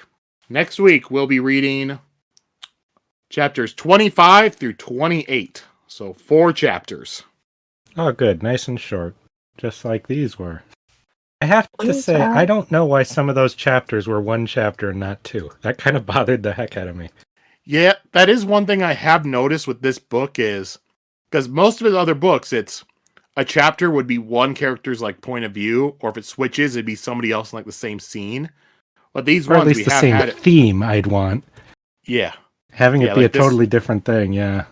Yeah, because this one you had because you had the Lightsong thing, and then it cuts to Vivenna for the majority of it. We had a number of them where it'd be Siri, then cuts to Lightsong. Do you wonder what the thinking is, or what the when he decides this chapter's done, or this one's going to keep going? So very interesting. I could probably look it up and get an answer. My current thinking is it might be due with the fact of how he wrote this book. Because remember, this was the one where he wrote them and he put the chapters up online for free as he wrote it. So you got to see the editing. Yep, that's got to be it. Yeah, interesting. So that could play a part into it. Mm-hmm. I forgot about that aspect. Then I take back my complaint because this thing got jury rigged together in full view of everyone, and I find that impressive. I know, it's so inspiring. I really like that. I want to do something like that. Yeah, I think it'd be fun to write a book that way sometime. The one issue that I'd have with it is like, all right, write something. Now I'm halfway through the book. I come up with a new idea. So it's like, shit, I need to change this stuff early on. No, yeah, you can't do that. It would I'm be used to that with the nerve-wracking. way I do. I'm used to that with the way I do my comics. There's so many things I put down, and I'm like, well, I'm stuck with that forever now. Shit, But I'm you come up digging with a some really hole. creative Like- shit trying to undo something you fucked up. That's what I find. I mean, Akira Toriyama did it, so you know, A lot of mangaka have to, yeah. it's kind of Yeah, like, Akira Toriyama also forgot certain characters existed. you know, it's bound to happen. I mean, We forgive him. There's a reason why Launch does not appear in the second half of the story. I know, I love Launch. My favorite. But, alright, let's jump into plugs now. I already plugged mine. Go read those comics I fuck up and watch me try to fix them over time. Oh, at Profanity Beaver on various places. I also have art. My art page is on Instagram at Sheta_low. And then I have my other Instagram at Mermaid Machete with just post random pictures. And don't forget, Sheta, go to Talt Low at Webtoons to read his comic Nanny World, which you will enjoy because he's in the middle of trying to win a thing with it. So go read that. Yeah, the Webtoons contest. Yes, that's my brother. He's super talented. Keep in mind, I don't know how long the contest goes for. It's pretty long, a few months. Yeah, it'll be promoted after Yeah. May as well. But he's in the process of posting new episodes right now. So Yeah. check it out. It's very good. Yep, and if you want to check that out, you know, it was webtoons.com, and it either you could look up Nuttyland, all one word, or Taltlo, TALTLO. Alright. And for normal Cosmic Chronicle stuff, you can email us, cosmicchronicles@gmail.com. You know, wherever you decide to listen to us, give us a like, give us a review, whatever you can there. Give us a comment if you want. And then with the if you want to follow us on different social medias, Key Amongst Ancient Letter, formerly known as Twitter, we're Cosmicron, COSMERECHRON. On Blue Sky, we're Cosmic Chronicles. On Threads, it's Cosmic Chronicles Podcast. And I guess same thing for Instagram, Cosmic Chronicles Podcast. So any of those, you can follow us on those or give us a comment or something on those. Is that how it works? Like you respond to what we said? That, yeah. You don't sound like you know what the hell you're doing with that question. Well, I know like Twitter and Blue Sky, you can do that. It'd be like, oh, reply to them. I don't know if you can do that with Threads. I don't know how Threads works. Threads does not work, so that's the end of that question. All I know is I copy paste, post it, and it's like, all right, it's there. People can see this now. People can presumably see this now. Yes. No one will see anything on Threads, so. All right.